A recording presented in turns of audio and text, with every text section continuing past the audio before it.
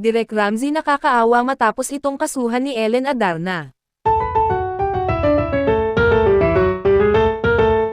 Isang matinding kontrobersya ang yumanig sa showbiz matapos pumutok ang balita tungkol kay Ellen Adarna. Ayon sa ulat, nakakaawa ang kalagayan ni Ellen matapos umano itong mabugbog ng kanyang asawang si Direk Ramzy. Nagulat ang publiko dahil hindi nila inaakala na may ganitong pangyayari sa loob ng tahanan ng mag-asawa. Sa mga larawang kumalat, makikita si Ellen na may pasa at sugat sa kanyang katawan.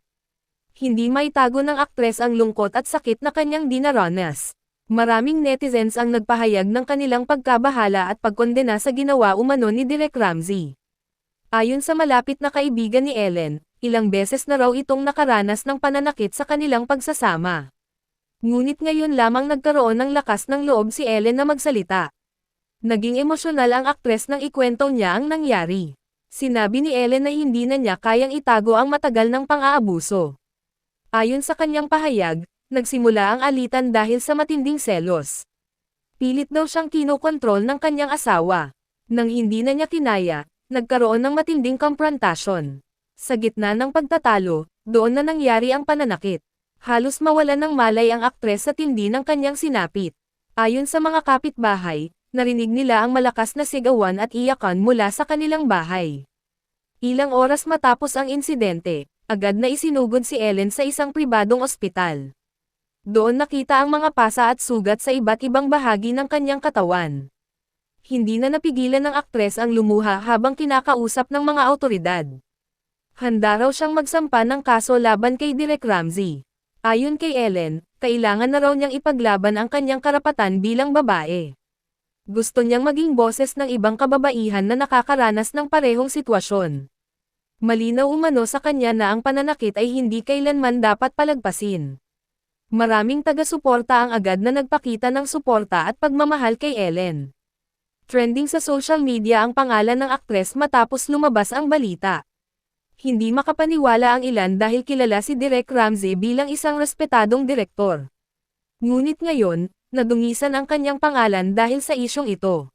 Ayon sa kampo ni Direk Ramzy, malalaking kasinungalingan ang mga paratang laban sa kanya. Iginiit ng direktor na hindi niya sinaktan ang kanyang asawa. Ngunit taliwas ito sa nakikitang kondisyon ni Ellen.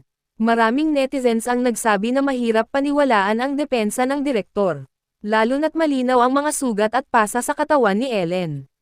Nanindigan si Ellen na handa siyang ailaban ang kanyang kaso sa korte. Ayon sa aktres, hindi na siya natatakot sa mga posibleng kapalit ng kanyang desisyon. Sinabi niyang mas mahalaga ang hustisya kaysa sa imahe ng kanilang pamilya. Pinayuhan din siya ng kanyang mga abogado na maging matatag sa laban na kanyang kakaharapin. Ilang samahan ng kababaihan ang nagpahayag ng suporta kay Ellen. Nanawagan silang huwag baliwalain ang kanyang hinaing.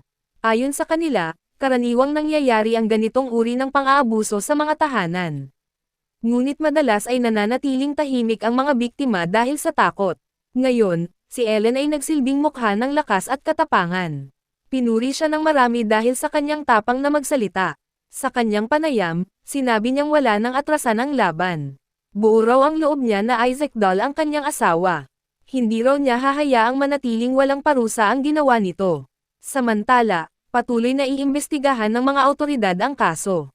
Nagsimula na rin silang kumuha ng mga ebidensya at testimonya.